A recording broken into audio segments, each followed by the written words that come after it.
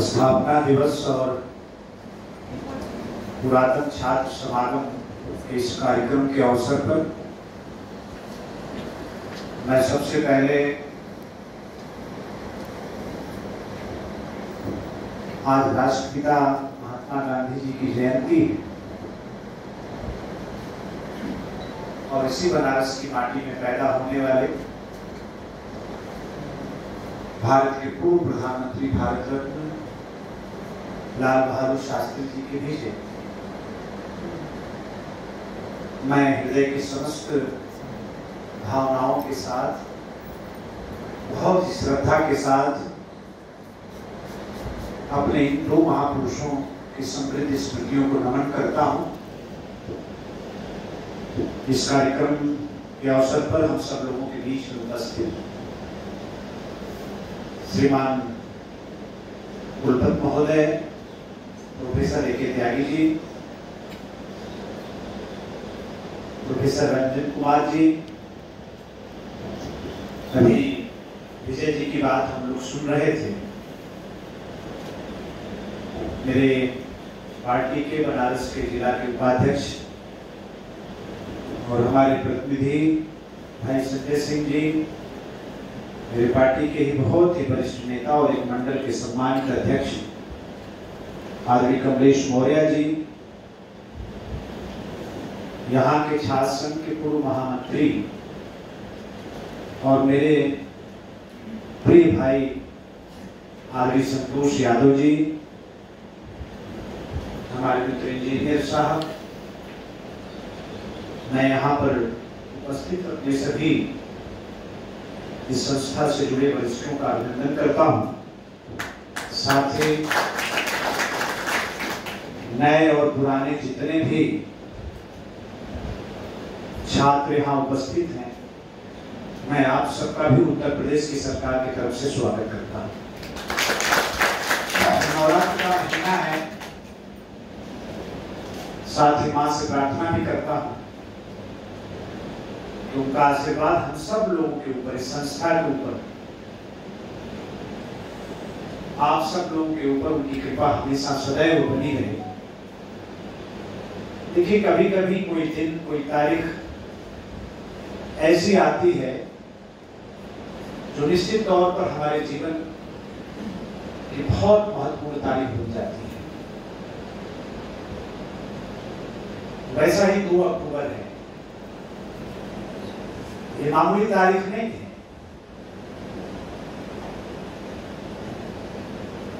उन्नीस 1944 में रंगून से जब रेडियो पर अपना विचार, अपना संदेश प्रसारित कर रहे थे नेताजी सुभाष चंद्र बोस, तो उन्होंने पहली बार महात्मा गांधी जी को राष्ट्रपिता कहा था। कितनी समृद्ध स्मृतियां हैं। आप समझिए, हम लोग को सार्वजनिक जीवन में है, लेकिन कहने में जरा भी संकोच नहीं है कि सार्वजनिक जीवन में पूज्य महात्मा गांधी ने, बापू ने आसमान से भी ऊंची रेखा खींचने का काम किया है। जहां तक देश नहीं, दुनिया का कोई भी आदमी सार्वजनिक जीवन में रहने वाला शायद उस रेखा को छुपा है। जब उनकी अंतिम यात्रा चल रही थी, कल्पना कर रही, तो 10 लाख लोग, आज का दिन जो आप इस समय हम लोग जिस समय में हम लोग जी रहे हैं, ये जीवन नहीं था। उस संचार के साधन नहीं थे और किसी प्रकार के साधनों का किस तरह से अभाव रहा होगा उस कालखंड में, इसकी कल्पना आप कर सकते हैं। 10 लाख लोग इकट्ठा उनके अंतिम यात्रा में चल रहे थे और 15 लाख लोग सड़कों के किनारों पर खड़े थे। देश का मैं समझता हूं कि कोई भी कस्बा ऐसा बाकी नहीं होगा। मेरा घर इधर तो चंदौली है, सकलिया एक छोटा सा कस्बा है, वहां भी गांधी जी के नाम पर चबूतरा बना हुआ है। तो देश की बात अगर छोड़ दें तो देश के बाहर भी 48 देशों में उनके नाम से बड़े बड़े राजमार्ग हैं। कितनी मूर्तियां उनकी लगी हैं। उनके विचारों से, उनके बताए गए रास्ते पर चलकर पता नहीं कितने लोगों ने अपने देश, अपने समाज की किस तरह से सेवा की। जय जवान जय किसान का नारा हम लोग बचपन से सुनते आए। बनारस की यही माटी जिसने लाल बहादुर शास्त्री को पैदा किया। मैं नमन करना चाहता हूं। सुबह से कार्यक्रम चल रहा है, आगे भी कार्यक्रम में हम लोगों को जाना है, रामनगर भी जाना है। पूज्य लाल बहादुर शास्त्री जी के जन्मस्थली पर हम लोगों को जाना है। और जब यहां आए हैं तो अपने महान राष्ट्रभक्त, दूरदृष्टा और समाज की सेवा करने वाले, शिक्षा के क्षेत्र में ऐसे प्रतिमान स्थापित करने वाले जो शायद इस जमाने में संभव न हो, हम श्री प्रसाद गुप्त जी को कैसे भूल सकते, जिसने संस्था को, मैं उनको भी नमन करना चाहता हूं। और उन लोगों को भी मैं आज के दिन मैं धन्यवाद देना चाहता हूं, आभार प्रकट करना चाहता हूं, जिन लोगों ने काशी विद्यापीठ के साथ महात्मा गांधी नाम जोड़ने का काम किया। मैं समझता हूं 1995 का वो समय रहा जब महात्मा गांधी जी का नाम काशी विद्यापीठ के साथ जुड़ा, और उसके बाद महात्मा गांधी काशी विद्यापीठ नाम इस संस्था का बना। हम लोगों को भी धन्यवाद करना चाहते हैं। इतनी समृद्ध स्मृतियों को इस तरह से संस्थाओं के साथ जोड़कर और इसको अमर बना देना, और इसने बनाया, ऐसे लोगों को याद करने की सच में आज का दिन है। इतना जरूर कहना चाहता हूं कि अगली बार जब कार्यक्रम हो तो थोड़ा एक महीना पहले से प्रयास होना चाहिए, है कि नहीं? आपका एक दूसरा सभागार है, उसमें मैंने एक दो कार्यक्रम मैं अपना भी किया हूँ, दूसरे कार्यक्रम में भी मैं आया हूँ। तो अगली बार कम से कम इतना जरूर हो कि यहाँ से निकलकर हम लोग वहां तक तो चले। कितने यहाँ से निकलने होंगे। विजय भाई यहाँ पर बैठे हैं, तमाम पटना से लेकर कहां से हमारे पुराने भाई लोग आए हैं। तो अगली बार इसको थोड़ा सा विस्तार देने की जरूरत है, मुझे लगता है, और चर्चा में लाने की आवश्यकता है। और ये परंपरा टूटनी नहीं चाहिए। जिंदगी में है क्या, वो पुराने दिन जब याद करिए। हम भी अपने यहाँ एक छोटा सा पीजी कॉलेज में झा संघ का अध्यक्ष था, वहां से राजनीति मैंने शुरुआत की, अब तो तीसरी बार मंत्री।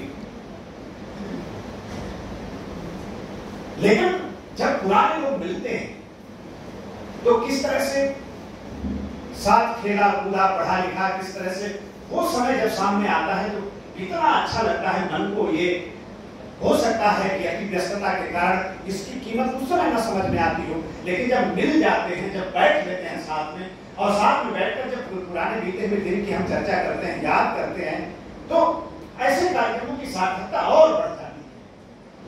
तो इस कार्यक्रम को और सार्थक बनाने की आवश्यकता है, मुझे लगता है। आप सब लोगों ने जो भी कहा, आपने कुछ मांग रखी, नीचे भी भंजी ने कुछ मांग रखी, आप प्रस्ताव दें। निश्चित तौर पर मैं समझता हूं कि इससे अच्छा वातावरण संभवतः बीते कालखंड में तो कभी देखने को नहीं मिला। शिक्षा के प्रति पूरी तरीके से सकारात्मक वातावरण देश के अंदर बना। और मैं निवेदन भी करना चाहता हूं, मैं आया हूं आज आपके बीच में, तो मैं रास्ते में सोच रहा था कि मैं जाऊंगा तो जरूर आप लोगों से निवेदन करूंगा। और किसी भी शिक्षण संस्थान में जब हम लोग जाते हैं तो जरूर हम लोग इस बात को कहते हैं, अभी नई शिक्षा नीति हम लोग लेकर आए, लेकिन अभी उसको ठीक से जान पाए नहीं, उसको समझ भी नहीं पाए, तो उस पर चर्चा कैसे करें? उसके जो अच्छे पक्ष है उसको हम कैसे समझ पाएंगे? नई शिक्षा नीति को जानना ये बहुत जरूरी है। आप सभी लोगों से मैं हाथ जोड़कर विनती करना चाहता हूं कि अपने जीवन का कुछ समय निकालकर जो भारत की सरकार ने जो नई शिक्षा नीति लाई है उसको एक बार आप जरूर पढ़ें। ये मेरा अनुरोध है। आज कुलपति महोदय से भी मैं चाहूंगा, मैं रंजन साहब से भी चाहूंगा, मैं विजय भाई से भी चाहूंगा, आप सब लोगों से मैं निवेदन करना चाहता हूं। हम लोग जहां भी जा रहे हैं आज के, इस बात का निवेदन हम लोग जरूर कर रहे हैं। पहले तमाम बातें होती रही, वो सिर्फ अखबार के पन्ने की संपादकीय का हिस्सा बनकर न रह जाए, हमें उसको समझना चाहिए। आप नई शिक्षा नीति को पढ़ेंगे जब, तो आने वाले 50 साल बाद, 100 साल बाद हमारी शिक्षण संस्थाएं कैसी होंगी, ये आपको समझ में आएगा। और वास्तव में जिन सुधारों की बात शिक्षा नीति में भारत सरकार ने की है, उसको पढ़कर आपको समझ में आएगा कि ये तो 50 वर्ष पहले हो जाना चाहिए, ये तो 25 वर्ष पहले हो जाना चाहिए, ये तो 30 वर्ष पहले हो जाना चाहिए, जो बहुत पहले हो जाना चाहिए। जो आज हम जिस बदलाव की बात कर रहे हैं, ये बदलाव बहुत पहले हो जाना चाहिए था, जब वर्तमान शिक्षा नीति को आप जानेंगे तब। तो मेरा एक अनुरोध है निश्चित तौर पर कि नई शिक्षा नीति के बारे में आप जरूर जानें। और दूसरा, मैं सच बता रहा हूं, गांव में रहने वाले व्यक्ति को कानून के बारे में कोई जानकारी, प्रार्थना पत्र भी लिखना नहीं जानता, कैसे थानेदार को एक चिट्ठी लिखना है वो नहीं लिख पाता। बहुत बड़ा क्षेत्र आपके पास है, क्या अपने जीवन का थोड़ा सा समय निकालकर हम किसी बस्ती में बैठकर 10 नौजवानों हम क्या बता सकते हैं कि एसडीएम साहब यहाँ जाने तो कैसे एप्लीकेशन लिखें, आपके घर में, आपके परिवार में कोई आफत आ जाए, कोई विपद आ जाए, कोई संकट आ जाए, तो थानेदार को हम कैसे चिट्ठी लिखें? एक बहुत बड़ा समाज का वर्ग है जिसको कानूनी संरक्षण की बहुत आवश्यकता है और कानूनी मार्गदर्शन की बहुत आवश्यकता है। एक बहुत बड़ा क्षेत्र, और इसलिए मैं इस बात को कह रहा हूं कि आपसे जुड़ा हुआ क्षेत्र, और दो ऐसे महापुरुषों की आज जन्म जयंती है जिसने सार्वजनिक जीवन में मां भारती के मस्तक को आसमान से भी ऊंचा उठाने का काम किया। तो हम सब लोगों को संकल्प लेना चाहिए, कुछ नहीं, सप्ताह का 1 घंटा आप निकाल लें। मैं सच कह रहा हूं कि कितना बड़ा बदलाव आप ला सकते हैं। सिर्फ अपने गांव से शुरू कर दें, अपने मोहल्ला से शुरू कर दें, और सबको बैठाने की नहीं जरूरत है। हमारे जो पढ़े लिखे नौजवान हैं उनके साथ बैठकर चर्चा करें। अच्छे लोग नहीं लिख पा रहे, उनको कहा जाना चाहिए, उनके घर पर किसी तरीके का संकट आ गया, कोई लड़ाई झगड़ा हो गया, उनके ऊपर कोई जुल्म अत्याचार हो गया, तो उनको कहां जाकर किस अदालत का दरवाजा खटखटाना है, उनको नहीं पता। तो ये मेरा जरूर ये निवेदन मैं करना चाहता हूं। अगर हो सके शुरुआत करने की देरी है, मैं सच कह रहा हूं, जिस दिन आप शुरुआत करेंगे आपको इतना अच्छा लगेगा कि आपको कोई रोकना भी चाहेगा तो आप नहीं रुकने वाले। आप अपना नुकसान उठाकर, और मैं सच कह रहा हूं और चुनौती के साथ कह रहा हूं, कभी मुलाकात हो जाए तो आप हमारी बात करिएगा। एक दिन 10 नौजवानों को बिठाकर आप उनसे कानून की चर्चा करें, आपको इतना अच्छा लगेगा जिसकी कल्पना आप नहीं कर सकते। अगर कोई रोकेगा भी तो अगले बात से आप रुकेंगे नहीं। आज इस बस्ती में तो कल उस बस्ती में, परसों उस मजरे पर, तो नरसों उस पूर्वे पर, तो उस गांव में, ये क्रम चलता है और ये क्रम चलाते रहने की आवश्यकता है। ये समाज सेवा का बहुत बड़ा क्षेत्र है, हम अपने तरीके से समाज सेवा कर रहे हैं। आप लोग छुट्टी के दिन 1 घंटा निकाल के कर सकते और बहुत बड़ी सेवा कर सकते। मैं उम्मीद करता हूं कि मेरा ये निवेदन आप जरूर स्वीकार करेंगे। 2 बात का मैं निवेदन करके आज आप यहाँ अपनी बात में रोकना चाहता हूं कि एक नई शिक्षा नीति जो आई है उसके बारे में जानना, उसको पूरी तरीके से पढ़ना ऑनलाइन उपलब्ध है। और दूसरा, ऊपर वाले ने इतना बड़ा मौका आपको दिया है, ऐसे मार्गदर्शन करने वाले लोग मंच पर यहां पर विराजमान हैं, तो सप्ताह में 1 घंटा हम निकाल सकते हैं, 15 दिन में 1 घंटा निकाल सकते हैं, महीने में क्या 1 दिन निकाल सकते हैं, महीने में क्या 2 घंटा निकाल सकते हैं। उतना ही निकालना, समाज की इतनी बड़ी सेवा आप कर सकते हैं। आप यकीन जानिए, ठीक प्रार्थना पत्र नहीं लिखने के कारण उनका थानों पर कितना शोषण होता है, इसकी कल्पना नहीं।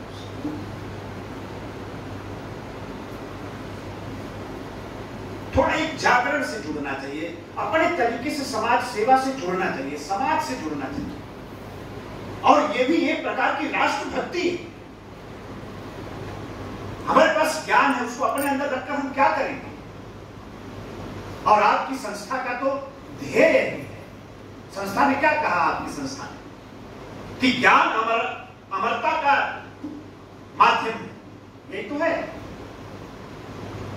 आप ही की संस्था का काशी विद्यापीठ, महात्मा काशी विद्यापीठ का जो ध्येय वाक्य है वो यही है कि ज्ञान अमरता का माध्यम है।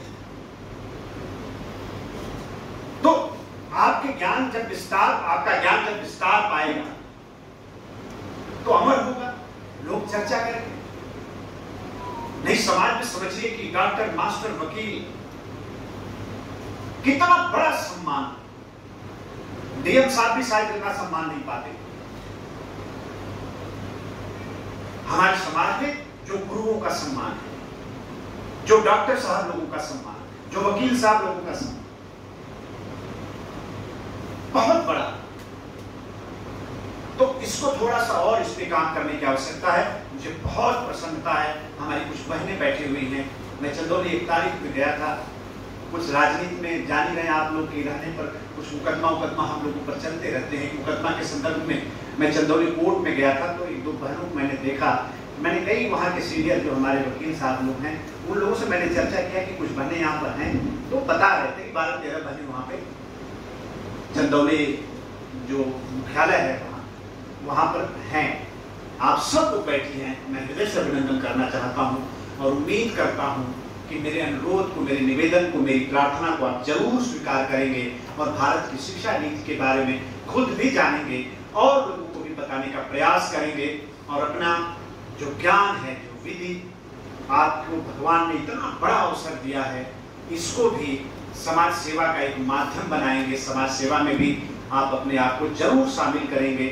मैं एक बार फिर अपने महापुरुषों को नमन करते हुए, और आप सब लोगों ने, प्रोफेसर साहब ने इस कार्यक्रम से हमको जोड़ने का काम किया, भाई संतोष यादव जी ने इस कार्यक्रम से हमें जोड़ने का काम किया। इसी बहाने इस मंदिर में आने का मुझे भाग्य मिला, सौभाग्य मिला, और आप सब लोगों के दर्शन करने का भी सौभाग्य मिला। मैं आप सबको बहुत बहुत आपका आदर करते हुए, आपका सम्मान करते हुए, और एक बार फिर उत्तर प्रदेश की सरकार की तरफ से आपका अभिनंदन करते हुए, मां भारती को याद करते हुए मैं अपनी बात को रोकता हूं। आप सबका बहुत बहुत धन्यवाद। जय हिंद, जय भारत।